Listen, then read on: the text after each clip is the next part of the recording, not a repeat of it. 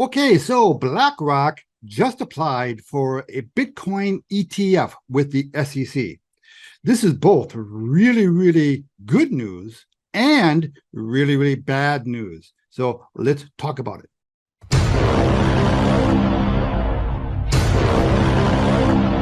Okay, so for anybody who is in the cryptocurrency space, we just had a very important development. Arguably the most significant piece of news in the cryptocurrency space ever. And that news is that BlackRock filed for a Bitcoin ETF with the SEC. Now, I'm going to try to keep this video short and pithy, and I'm going to try to get to my conclusions as soon as possible.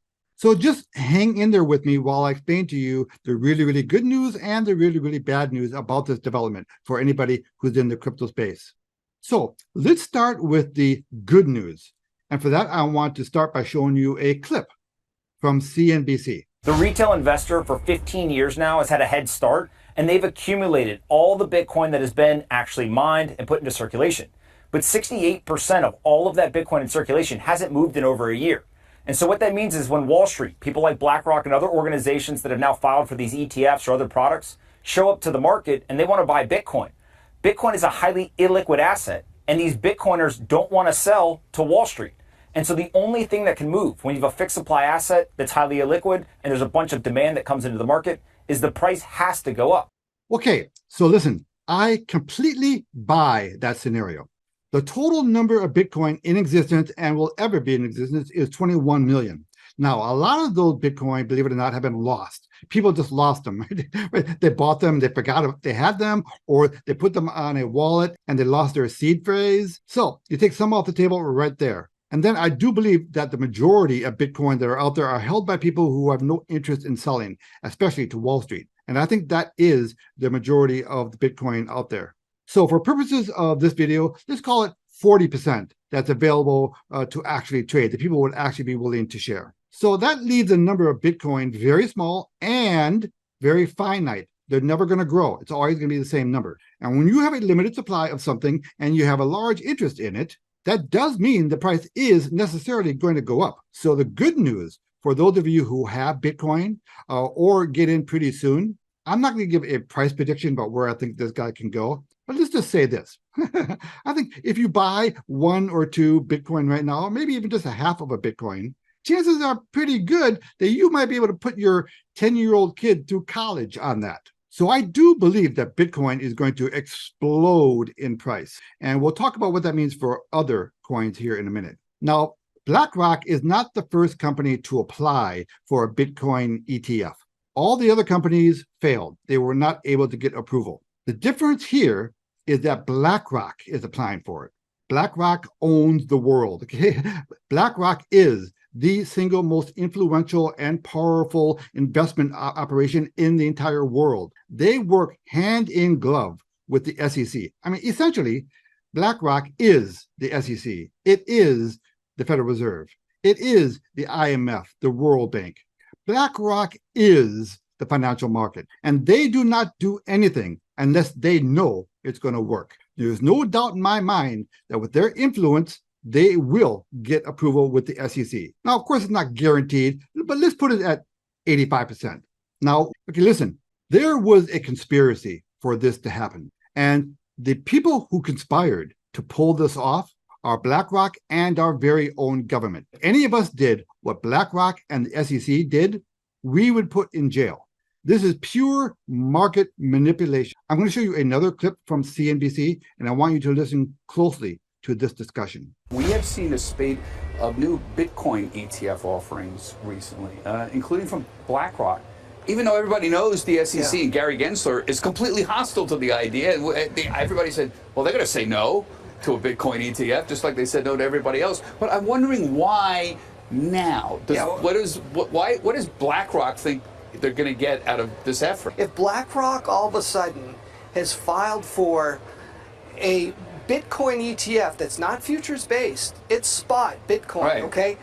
And Gensler said, no way, that's not going to happen. But at the same time, they're bringing together some pretty good partners from a custody standpoint. They've got Bank of New York Mellon, they've got Coinbase. Right. They've got an agreement, a surveillance agreement with NASDAQ to help with the security aspect of it. So they're trying to show the SEC that they're putting all the safety provisions in place to give them the confidence, to give them that acceptance of their application. I think the big thing we know, as Gensler said, we're not going to do anything there unless we have the exchanges regulated, and Coinbase is not regulated. But that's my question. Do you think this is going to change their mind? I can't without the clear regulatory authority, and they're not getting a bill through Congress. So now he's just resorted to essentially suing everybody. He's trying to regulate essentially by filing complaints. Yeah. I don't see how this changes. If anybody can get it done, would you bet against BlackRock? No. You know, they're the behemoth, right? Right. They're the. That's why I'm thinking. I still don't quite get. Yeah. I don't. How are they going to change his mind? I mean, if they can partner with Coinbase and say, look, you agree to get regulated, what would that do to your business? Imagine institutional investments, just 1% allocation to Coinbase, and what that would mean. We're talking about a lot of money. Yeah. So there are a lot of people like you that are saying, is this finally the time? Is it going to happen? Now, you should also know that BlackRock, being as big and powerful as it is, they got very close ties with the World Economic Forum. And the World Economic Forum announced years ago that they want complete control of the cryptocurrency industry. They even issued a white paper about how to do this. They gave a little roadmap about how they can take over the cryptocurrency industry, where they can have complete control. It's a step-by-step guide for every country in the world to adopt, so that the elites in the world will take complete control of the industry. This is a cabal of the most evil people on earth. They want to enslave you, and they want to control every aspect of your life. What they want to do, what their designs are, is they want to take the cryptocurrency industry, which is designed for people seeking freedom, right? The cryptocurrency industry was designed by people who don't want their assets controlled. They want to control it.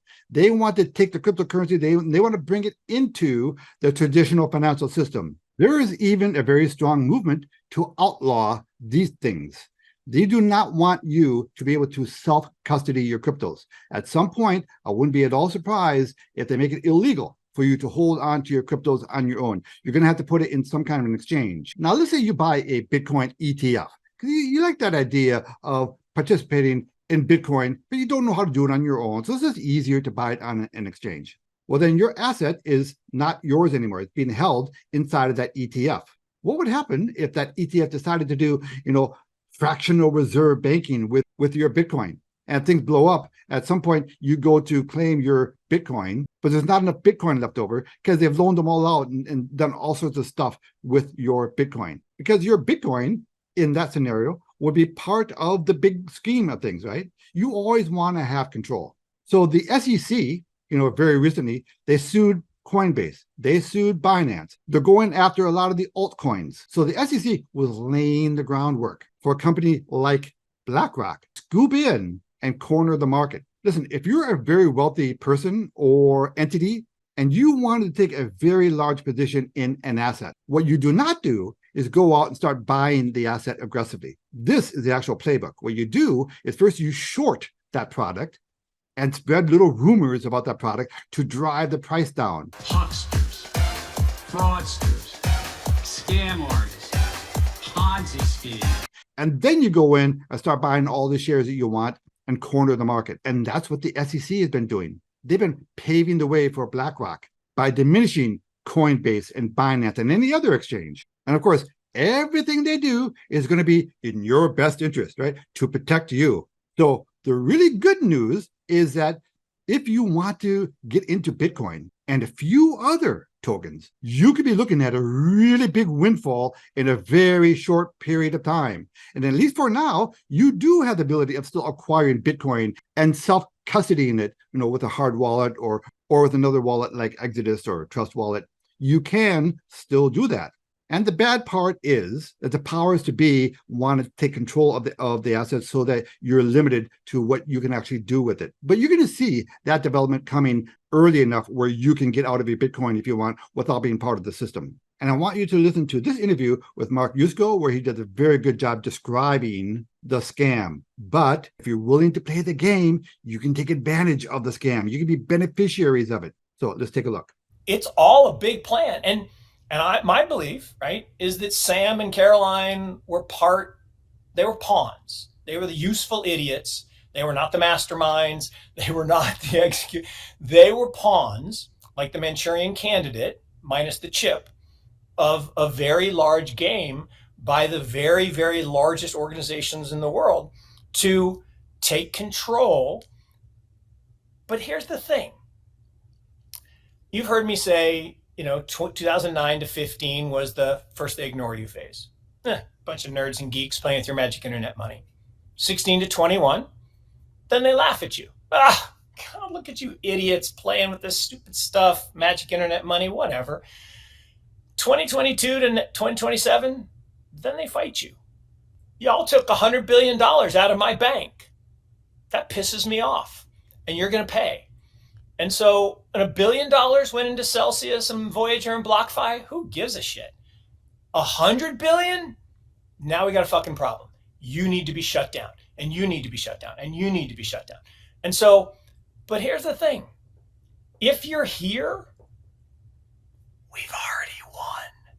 We've already won. That's the cool part. The inevitability of decentralization, the inevitability of crypto, the inevitability of Bitcoin, the inevitability of a decentralized world, it's happening. And they can fight it all they want, but they're going to lose. Now, can they make our life miserable in the short run? Sure. Imagine being a wealthy person on April 5th, 1933. You had a bunch of gold bars in your vault, and you were deemed a criminal. Executive Order 6102, you're a criminal. Johnny, that gold you have, you're a criminal. You got to give it, you got to forfeit your gold to us, or we're going to arrest you. Did Johnny give him all his gold? Hell no. But he did live in fear that someone was going to show up at his door, with a gun even, and take the gold. So that's probably going to happen again. It's kind of happening now, but I think we're in a better place because collectively the communities that we're all part of are more powerful, they're more well distributed, and they're global. Look, 40% of the people in this world don't have a bank account. 40% of the adults on this planet do not have a bank account.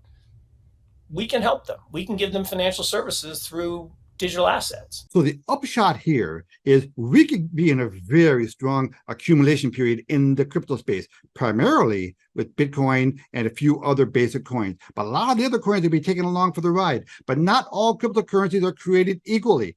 Most cryptocurrencies are going to be gone. So you do have to be selective. The obvious winners, in my opinion, are going to be Bitcoin and Ethereum. Those are going to be the easy ones. But some of the other coins right below those guys, they're going to be taken along for the ride as well. Okay, the upshot of all this is this could be a very exciting period of time for those of you who are willing to take advantage of this timely information. You just need to be educated. You need to stay on top of this. I recommend you join a good crypto community where people share ideas. And of course, from time to time, I'm going to give you whatever insights that I have. And that's my little report for the day. If you don't mind, could you support my channel by giving me a like and subscribe, and maybe even leave a comment below? And hit that alert button so you're notified when I do other videos. Ed Anderson, live from Minnesota, signing out. Copy that.